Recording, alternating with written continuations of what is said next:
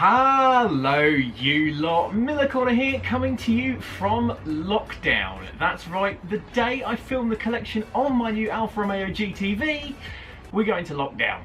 Brilliant. I'm already in love with my 1999 GTV Twin Spark, but now it's time to get into the depths of it and actually get to know it intimately. I get the feeling this is a car that's cosmetically challenged but with solid mechanicals, and I'm really hoping that that's correct. First things first though, as you can probably tell, I haven't actually washed it since I drove it 220 miles back from my colleague in Derbyshire where I picked it up. So before we do anything else on the GTV, let's get this bloody thing washed.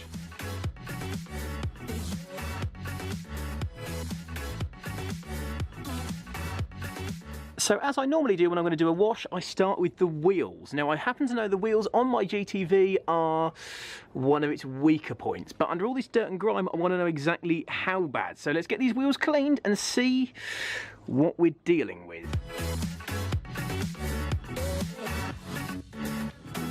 I'm not claiming to be a car detailer, by the way, before you jump in the comments to tell me how terribly I'm doing. So having literally just done this one wheel, I think we can see that they are not quite as bad as they appeared under all that dirt, but still terrible. The previous owner has had a love affair with curbs, it's fair to say. In fact, I think in this particular case it was more than a love affair. I think they shagged the curb and the curb shagged the wheel, and the paint is appalling. It's all pitted and faded and dull. The centre cap's not too bad, but there's the odd bit of corrosion here and there. The paint is shot. These wheels are in pretty dreadful condition. So I've pretty much confirmed my fears on the GTV wheels. The best one you'd describe as heavy curbing, and the worst one you describe as more screwed than my travel plans for this year. But no matter, because I am going to have a go at DIY refurbing these, and even if I do totally cock it up, they can't be any worse, can they? We can now get on to cleaning the bodywork. You fancy a time lapse? Yeah, let's have a time lapse.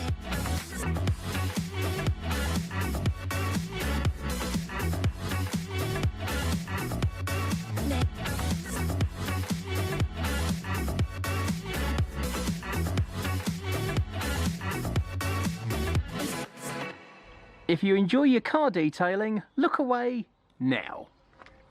Yeah, that's the bucket I was using to clean my wash mitt, and that has all come off of that. Thankfully, now we have got about 4,000 years of grime off, we can see quite how bad the paint on the Alfa really is. So when I bought the GTV, I knew the paint was bad. I knew this is a well mechanically cared for car with some cosmetic compromises, shall we say. And there's lots of lacquer peel pretty much everywhere you look. There's bits all over the place. You'll doubtless see it as we walk round. The mirrors, so this is the worst one of the two, are absolutely knackered paint-wise, but as we've shown before, mirrors are just painting plastic, so we will get those done in the near future. There's evidence of either lacquer peel and or the world's worst rattle can job, because that is awful. The grille has definitely seen better days. The chrome itself is good, but the mesh, which should be black, has all faded and gone crusty and horrible. The badge, that might have come off an Alfa from the 30s for how bad it looks. There are millions and millions of stone chips in this very low nose. You might be able to see down here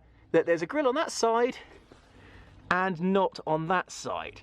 There's a story behind that. As I went to move the Alfa to wash it this morning, these fell off as I went over a small bump.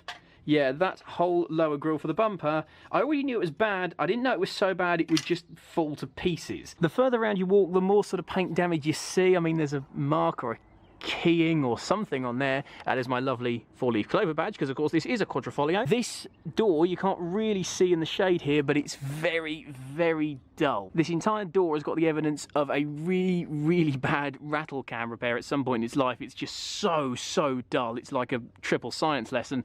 And then there's the rear quarter.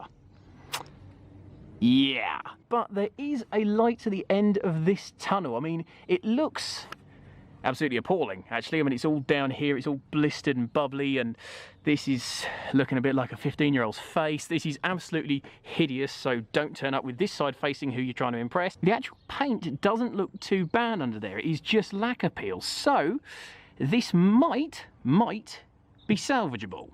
Don't hold me to that. The second worst bit is on the rear bumper, which is absolutely fine. It hasn't been hit or anything, but we've got some more catastrophic lacquer fade there. But as you can see, again, the actual paint is in good nick, so this might yet be salvageable. You might also note the lovely aftermarket pipe on this car, which I will end the video with some glorious revs, and you're going to want to hear it because, oh, that sounds so good. The number plate's seen better days as well, so I think that will need to be replaced before the next MOT. The actual bodywork itself, though, is decent. There's no major dings or dents down it, no scrapes, and other than the appalling paintwork, cosmetically, it's actually in really good nick. So good nick, in fact, that you can see a reflection of my lovely tripod.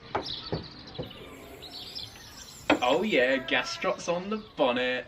Now, funnily enough, I haven't got the bonnet up because it's broken down. I've got the bonnet up because I want to get a good look at what's going on under here. See if there's anything questionable, anything that needs sorting to make sure this car is going to be safe and reliable to use as a daily driver. It actually looks really, really good. There's a bit of water on the floor from when I've just washed it, so that's not an ideal time to be checking this. There's a little bit of oil around the cap where someone's obviously filled it up a bit sloppily.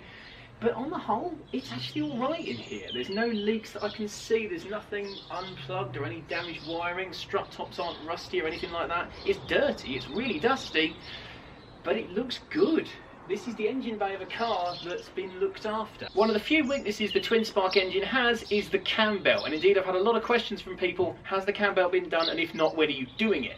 Fear not, it was done by the company I work for in their ownership. In fact, it was done about 15,000 miles and about 18 months ago. So the cam belt is good for another 60-odd thousand miles or so before it's going to need to be done again. And by that point, I might not even own the car anymore. The car hasn't had a service in about the last year, so it is on my list to do, to change the plugs, change the oil and filters to make sure this twin spark's in good health. But on first inspection, I've bought an Alfa Romeo that, dare I say it, is reliable. For those of you that didn't know, the GTV headlights aren't 4 separate units. They're these kind of big ones that get divided up when the clamshell bonnet comes down. And oh, I've got to show you this. How cool a clamshell bonnet is. Just gently let it down.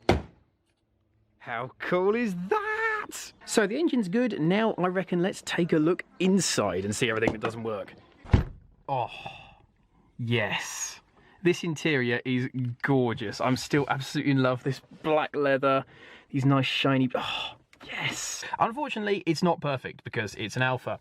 You might notice there are bits of stereo all over the place because I'm in the process of changing the head unit over and the wiring is questionable. As I said when I picked this car up, there are a few things that need to sort, and the first one is actually when you first get in, because when you get in, you might notice the door is a little bit of an arse to push out.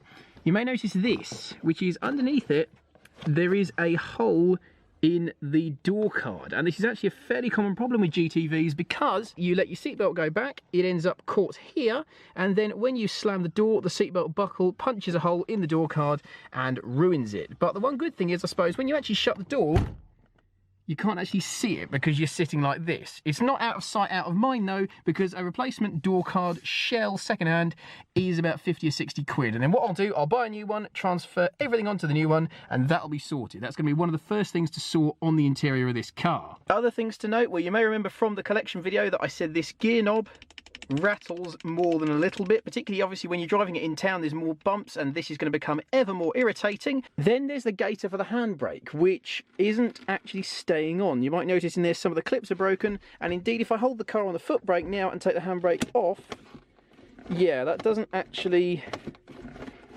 yeah, that doesn't say classy, does it? One last thing that isn't actually broken but is a big question mark.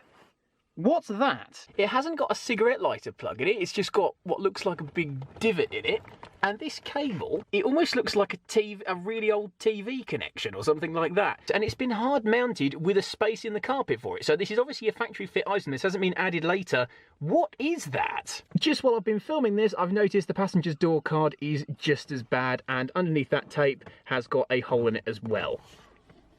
So apart from a couple of simple and fairly easily fixable trim bits, the interior is in really good nick. The seats aren't ripped or burnt, the headlining's in perfect condition, everything electrical works. This is a really nice place to be that is pretty much perfect. One thing I haven't checked on the Alfa though are the lights. So I've got a camera looking at the back of the car so you can see it too, and I guess let's find out what works and what doesn't. So, side lights, headlights, main beams, hazards, front fog, rear fog. I have no idea what's working. Let's go have a look. Not bad. Round the front, we've got dips and main beams. Got side lights working. We've got indicators working. Not quite as orange as they should be, but they're still working. It looks like we've got one fog light out. And other than that, I think we're doing all right, to be fair. An Alfa with only fairly minimal electrical problems. Get in. On the whole then, after a pretty thorough inspection, it looks like I've bought a good one here. I thought I'd bought an Alfa Romeo GTV with a really tidy interior, questionable bodywork, but perfect mechanicals, and on first inspection, I have. There are a few bits to sort on the interior. There's some trims to replace, that gear knob to change, new stereo, new door cards, a few different other bits and pieces. On the outside, those wheels definitely need a refurb, and I'm going to try and do what I can to save the paint. And other than that, after a service, and once this whole Corona stuff has blown over, I'm just going to enjoy the experience of owning an Alfa Romeo that, for now at least, seems to work. So after that rather anticlimactic inspection of the GTV, I'm going to keep my promise. We're going to end with some revs. And yes, I am going to let it warm up. I'm not just going to rev it from cold. But once we've done that, I think we can crack on with making this GTV even more brilliant. Thanks for watching, everybody. Stay safe, catch you soon, and have a good one.